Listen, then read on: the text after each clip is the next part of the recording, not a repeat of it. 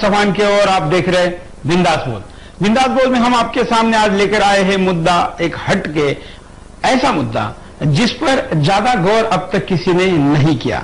यह शायद इसलिए भी नहीं किया क्योंकि हमारे देश में गुलाम मानसिकता के कई प्रतीक मौजूद है और उन प्रतीकों को हम आंख मूंद कर देखते ही नहीं बल्कि सर झुकाकर सलाम भी करते हैं। ऐसे ही एक प्रतीक को हम आपके सामने लेकर आए हैं। आपको इन फोटो से अगर कुछ अब तक सोचना है तो सोच लीजिए।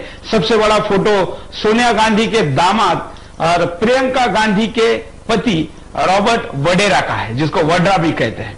वैसे तो हम प्रियंका गांधी को भारतीय पद्धति अनुसार प्रियंका वड्रा कहना चाहिए, लेकिन हम उसको प्रियंका गांधी कहते हैं और उसी का फायदा उठाते हुए या यूं कहे कि सरकार में भी बैठे गुलाम मानसिकता के प्रतीक लोगों का मनोबल देखिए या उनकी मानसिकता देखिए।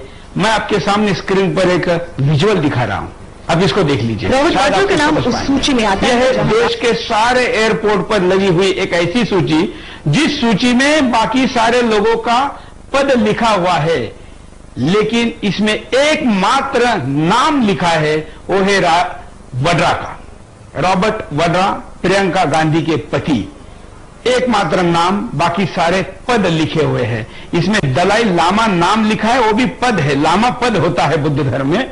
ऐसे सारे पदों में केवल एक ही व्यक्ति का नाम लिखा है और देश के किसी भी एयरपोर्ट पर इनकी सुरक्षा जांच नहीं हो सकती।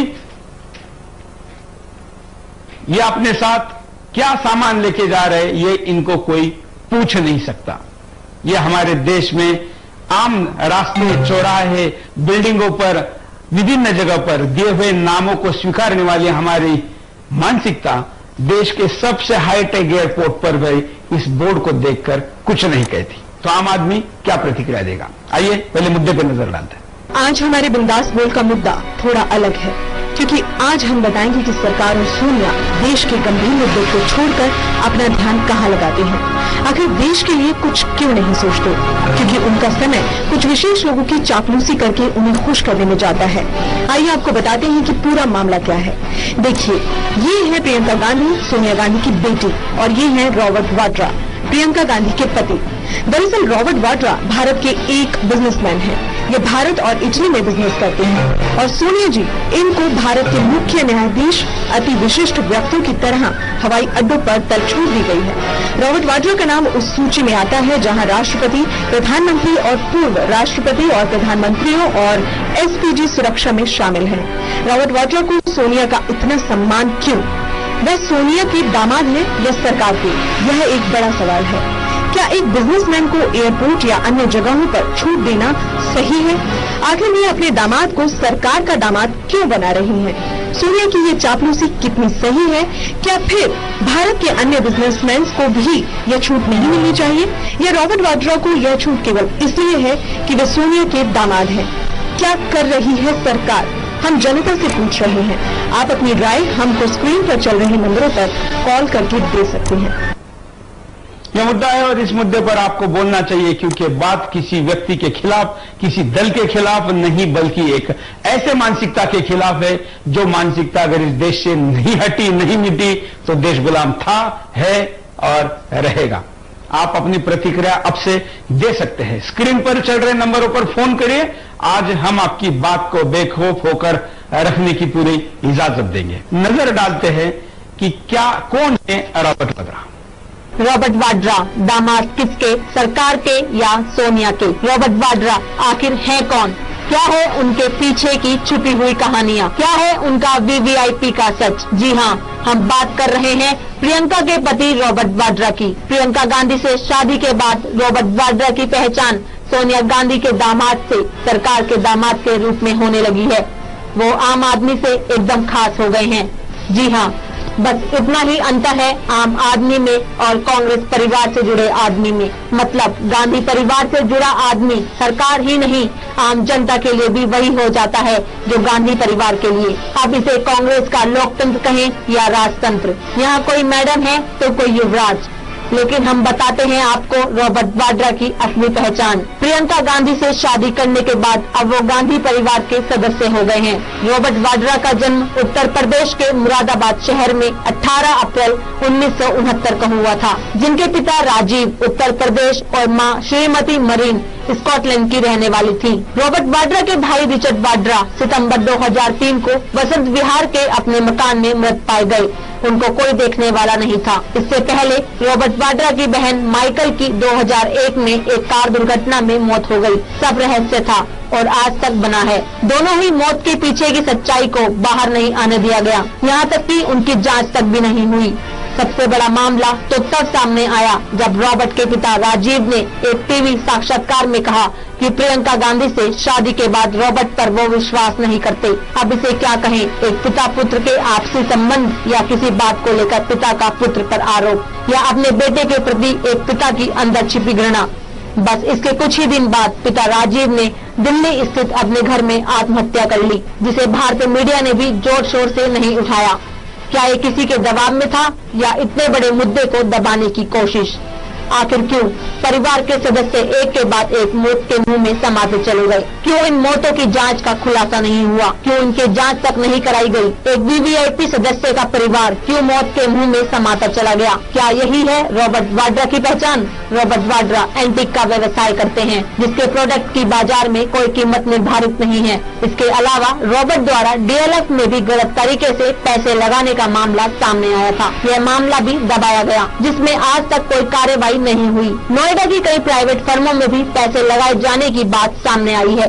रॉबर्ट वाड्रा के बॉडीगार्ड को संसद में पिस्टल ले जाते हुए रोक दिया गया, लेकिन गांधी परिवार का दामाद होने के बाद अति विशिष्ट आदमी का दर्जा दे दिया गया। ऐसा जैसे देश के राष्ट्रपति के पास होता है, आज रॉबर्ट बिना किसी जांच के हवाई यात्रा करते हैं। अब इसे क्या कहेंगे, गांधी परिवार की चाटुकारिता या सरकार की लाचारी? क्या कांग्रेस परिवार से जुड़ा हर सदस्य देश की सुरक्षा और देश से ऊपर है? क्या ये कांग्रेस का राजतंत्र है? क्या कहेंगे आप कांग्रेस की इस राजशाही को और तानाशाही को?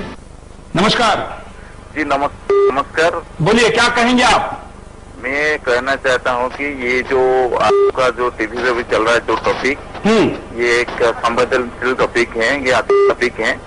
तो उसमें ये जो दामाद जो अभी सरकार की सामान है सोनिया गांधी के नहीं है, ये पूरा बिल्कुल सही है। क्योंकि जहाँ पे ये जो आप देख रहे थे कि स्क्रीन में जो एयरपोर्ट में उनका नाम है, ये बहुत दूर की बात है। जैसे आज भी बहुत बड़े कंपनी है देश के लिए कुछ किए हैं, जैसे टाटा का है, ऐसे बहुत कुछ कंपनी किए हैं, उसका नाम नहीं है आज।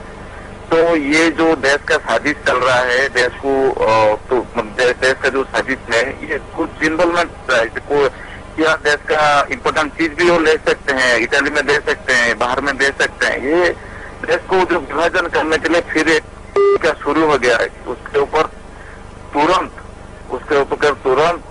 कुछ कार्रवाई होना चाहिए। धन्यवाद। हम अगले कॉलर के पास चलते देखते हैं उनकी क्या प्रतिक्रिया है। आप भी कॉल कर सकते हैं, स्क्रीन पर चल रहे नंबरों पर फोन करिए और अपनी बात को रखिए। नमस्कार, बोलिए। नमस्कार, बोलिए। अभी आपने बता रहे हैं सोनिया गांधी का टीवी में वो, हेलो, हाँ बोलते रहिए आप। हाँ, वो क्या इसका क्या कुछ भी रिजल्ट नहीं आएगा जब तक पब्लिक अलर्ट नहीं होगा, जब तक पब्लिक कुछ बोलेगा नहीं, कब पब्लिक ये उनके अगेंस्ट वोट नहीं डालेंगे, कुछ होने वाला नहीं है। लेकिन बोलना तो जरूरी है, कार्यक्रम तो जरूरी है, क्योंकि अगर हम नहीं बताएंगे तो लोगों तक कैसे पहुंचेगा? बिल्कुल बराबर है, आपका बोलने का बराबर है। लोग कुछ भी करो, लोग क्या है, शराब पी के वोट डालने वाले लोग हैं इधर। ये लोग लीडर लोग ऐसे लोगों का फायदा उठा रहे हैं बस। अब कुछ भी करने से कुछ होने वाले नहीं। सोनिया गांधी इटालियन है, वो हमारे ऊपर राज्य पहले अंग्रेज वाले राज कर रहे हैं, अब इटाली वाले राज कर रहे हैं बस। धन्यवाद आपने प्रतिक्रिया देने के लिए। हम अगले कॉलर के पास भी चलेंगे, उनकी भी प्रतिक्रिया लेंगे, कुछ एमएमएस और एसएमएस भी दिखाएंगे। पहले कॉलर, नमस्कार, बोलिए। हाँ सर, नमस्ते, बताइए। हाँ सर, ये जो मुद्दा चल रहा है ये बहुत ही सरकार जो इस तरह के जो, हेलो, हाँ बोलिए। हाँ, ये जो मतलब है कि सरकार बार बार अपने जो किस तरह से सरकार भ्रष्टाचार में लिप्त है, अपना सबूत दे रही है सरकार बात पर। इस तरह का जो ये जो है, मतलब देखा जाए तो एक आम आदमी है, तो उनसे रिश्ता हो गया तो एक अलग बात है, परंतु इतनी जो सुविधाएं दी जा रही है उनको नहीं देनी चाहिए। मतलब ये एक तरह से देखा जाए तो ये भी एक तरह से करप्शन, ये नैतिकता वाली बात है ये सर। बिल्कुल। आप क्या किस मानसिकता का प्रतीक मानते हैं इसको? नहीं, ये बिल्कुल भी अच्छी मानसिकता का प्रतीक नहीं है। ये जो है मतलब कांग्रेस की खराब मानसिकता के प्रतीक है। इस तरह की जो फैसिलिटी है मतलब जो है खास तरह के जो कमिश्नर है और है उनको दी जानी चाहिए, और इस तरह की फैसिलिटी दी जानी चाहिए इनको। ये नहीं कि भाई चलो इनके दामाद हैं तो ये कोई सरकार के दामाद थोड़ी है। बिल्कुल। हाँ सर, धन्यवाद। अगले कॉलर से बात करते हैं। आप भी प्रतिक्रिया दे सकते हैं। आज काफी मात्रा में कॉलर वेटिंग पे है, लेकिन हम कहेंगे कि आपकी बात को कम शब्दों में और प्रभावी तरीके से रखें। हम आपको एक एमएमएस दिखाते हैं। रॉबर्ट वाड्रा भले ही सोनिया गांधी के दामाद है, लेकिन क्या उनको इस तरह से सुरक्षा व्यवस्था से नहीं निकाला जा सकता है? उनके साथ अन्य लोगों की इस तरह से सुरक्षा व्यवस्था दी जाती तो उनके क्यों नहीं आम जनता में आते हैं? राजनीतिक दामाद होने से ये तो मतलब नहीं बनता है कि वो बिना सुरक्षा व्यवस्था को भेदे हुए बाहर निकल जाएं। आप अपने एमएमएस या अपने मोबाइल के वीडियो रिकॉर्डिंग में जाइए, अपनी बात को शूट करिए और भेज दीजिए हमारे एमएमएस के नंबर पर। एक कॉलर से बात करते हैं। नमस्कार। हाँ सर, मैं अनामिका वर्मा भरूच से बोल रही हूँ। बोलिए अनामिका जी, क्या कहना है आपका? सर मैं ये बोल रही कि हमारी जो इंडिया की पब्लिक है वो ही इतना इन लोगों को आगे बढ़ाती है कि हम लोग तो कुछ सोच ही नहीं सकते। हमारी बीजेपी की जो कांग्रेस सरकार पीछे के अपोजिट की ओर है उसको तो इतना दम ही नहीं है बोलने का कि कुछ भी सब्जेक्ट में बोल सके। वो तो इसकी हाँ में हाँ हर बात में मिलाती है। आगे मुद्दा लेना चाहिए और मुद्दा तो वो ले ही नहीं पाती है। बिल्कुल। मतलब इस देश का विपक्ष भी सही तरीके से अपनी भूमिका नहीं निभा रहा है, साहब का आरोप है। इसीलिए हमारी जो कांग्रेस की सरकार है वो इतना किसी मामले में किसी को आगे बढ़ने की जरूरत पड़ने नहीं देती है। हर बात वही आगे बढ़ाती है अपनी। बिल्कुल। Thank you sir. धन्यवाद अनामिका जी। गुजरात से बात कर रही थी हमारे एक भगिनी कॉलर, और आप भी बात कर सकते हैं। हम यहाँ पर नजर डालते हैं कारणों पर कि चलिए पहले एक कॉलर को लेते हैं। हेलो। हाँ जी नमस्कार। नमस्कार जी, बोलिए। हाँ जी बोलिए, क्या कहना है आपका? हमका कहना ये है कि जी ये तो मतलब ना फ्री इंसाफ है जी, ये तो मतलब इंसाफ नहीं है। ये मतलब इसको वीआईपी कोटे में रख दिया गया है। हमारे देश का कोई प्रेसिडेंट थोड़ा ही है। बिल्कुल। इसको मतलब ये क्यों दी गई जी छूट? बिल्कुल। ये तो एक हिटलरशाही तानाशाही है जी। ये तो बिल्कुल ये लोकतंत्र का मजाक है। हाँ जी बिल्कुल मजाक है सरासरी। आप कहाँ से बोल रहे हैं? हम जी हरियाणा से बोल रहे हैं। हरियाणवी में अगर आपको कोई शेर या डायलॉग याद आता है ऐसे घटना के ऊपर तो क्या कहेंगे?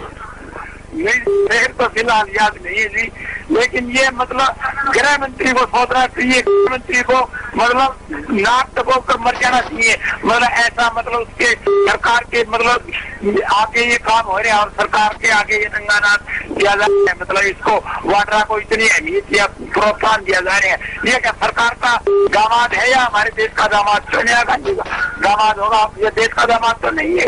बिल्कुल। यही आज का, धन्यवाद कॉल करने के लिए। आज का बिंदास बोल का सवाल है और देश के कॉलर, तमाम कॉलर अपने बेखौफ अंदाज में अपनी बात को यहाँ पर रख रहे हैं। हम यहाँ पर एक और कॉलर से बात करते हैं, देखते हैं उनकी भी क्या प्रतिक्रिया है। हेलो। हेलो नमस्कार। हाँ नमस्कार। बोलिए, क्या कहना है आपका? हाँ मेरा कहना ये है, उसका नाम इसलिए रखा हुआ है कि अपने देश में से कोई भी गैर कानूनी चीज दूसरे देश में भेजनी है। हाँ।